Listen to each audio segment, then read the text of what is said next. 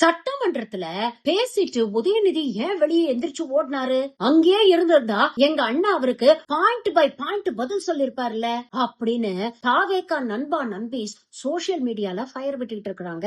அவர்களுக்கு திராவிட சிந்தனையாளரும் எழுத்தாளருமான டான் அசோக் அவர்கள் தன்னுடைய பாணியிலேயே ரொம்ப அழகா விளக்கமா ஒரு வீடியோ போட்டிருக்கிறாரு சோசியல் மீடியால. இன்னைக்கு இந்த வீடியோ தான் ட்ரெண்டிங்.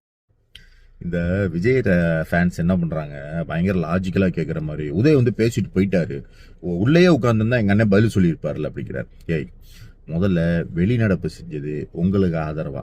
உங்க அரசுக்கு இவ்வளவு எம்எல்ஏக்கள் எதிர்ப்பு அப்படின்னு பதிய வைக்க கூடாது அப்படிங்கறத எங்க தலைவரோட நோக்கம். 6 மாசம் இடையூறு பண்ண மாட்டோம்னு சொன்னதுனால வெளியே போறாங்க, உங்களுக்கு ஆதரவா தான் போறாங்க.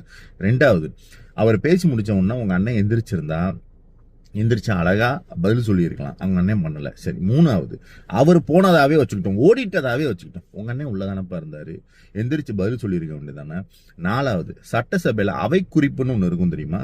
காலங்காலமா சட்டசபை ஆரம்பிச்சதுல இருந்து இன்னைக்கு வரைக்கும் சட்டசபையில யாரு பேசினாங்க, யாரு பதில் சொன்னாங்க, எப்படி பதிலடி கொடுத்தாங்க, கலைஞர் பேசினதெல்லாம் புத்தகமா இருக்கு, அண்ணா பேசினதெல்லாம் புத்தகமா இருக்கு.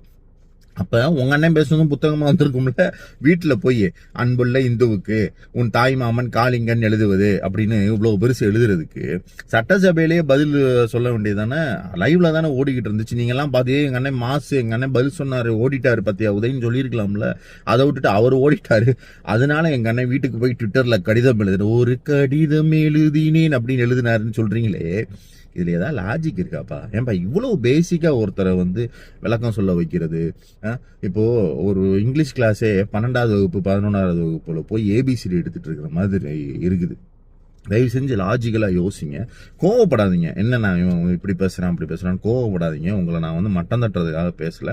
ஆனா யோசிச்சு பாருங்க, உதய் சார் பேசின உடனே உங்க அண்ணன் எந்திரிச்சு பதில் சொல்லியிருக்கலாம், இல்ல உதய் சார் போனதுக்கு அப்புறம் எந்திரிச்சு அங்க வந்து பேசியிருக்கலாம், அவை குறிப்புல இடம் பெற்றிருக்கும். அதெல்லாம் விட்டுட்டு வீட்டுக்கு வந்து கடிதம் எழுதுறாரு அப்படின்னா யோசிங்க, யோசிங்க, யோசிங்க, தயவு செஞ்சு யோசிங்க.